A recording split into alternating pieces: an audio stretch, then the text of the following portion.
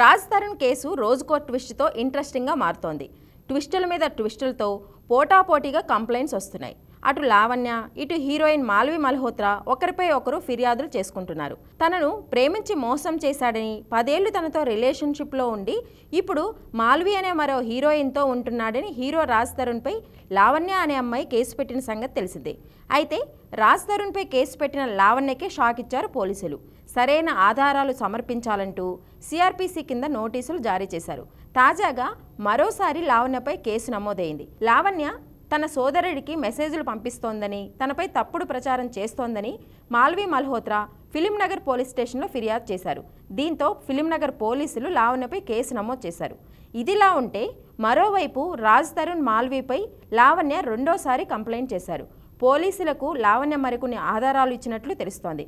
పోలీసులకు medical reports ఇచ్చిన లావణ్య 170 ఫోటోలు, టెక్నికల్ ఎవిడెన్స్ అందజేసినట్టు సమాచారం.